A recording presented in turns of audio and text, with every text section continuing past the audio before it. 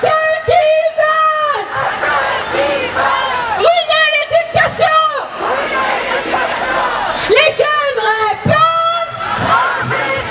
Depuis des années, les crédits n'arrêtent pas de diminuer. Les postes n'arrêtent pas de diminuer et la précarité est permanente, elle n'arrête pas d'augmenter. Les laboratoires ont de très grandes difficultés pour vivre. Ils sont obligés maintenant, comme les financements de l'État sont très insuffisants, ils sont obligés de courir au contrat et comme la masse d'argent de ces contrats diminue, il y a en fait de moins en moins de laboratoires.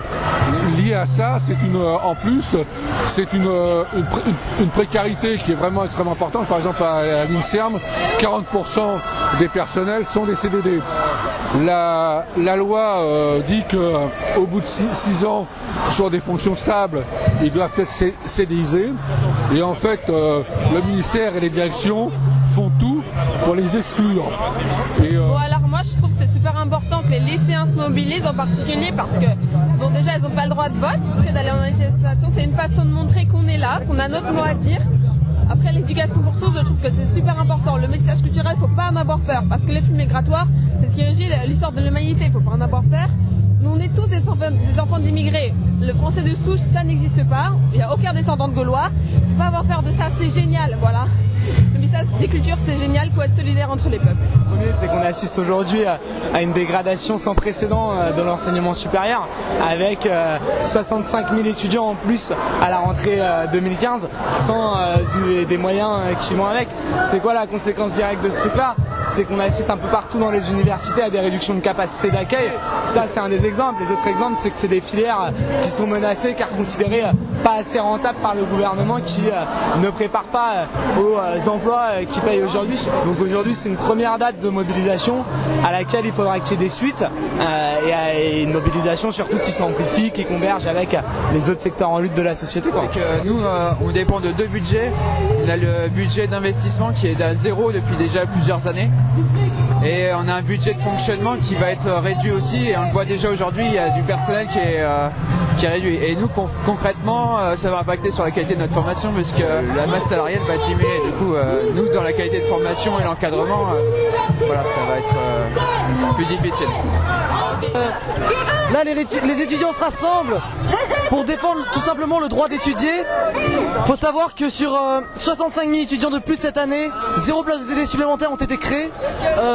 Il n'y a même pas besoin de chiffres, parce que si on regarde en soi, les amphis sont dégueulasses, les salles de télé sont surchargées, les locaux sont délabrés, les bibliothèques, on n'y trouve plus nos livres, on n'y trouve plus rien pour étudier.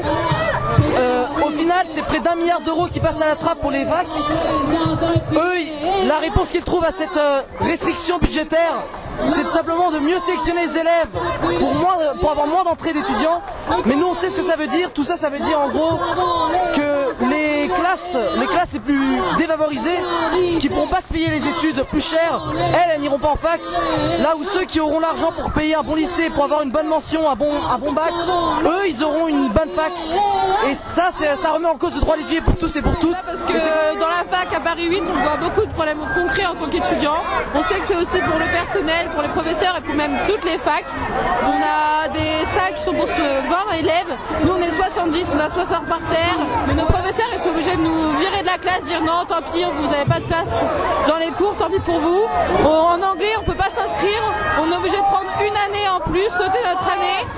Il y a des gens qui ne peuvent même pas s'inscrire, alors censé être ouvert à toutes et à tous.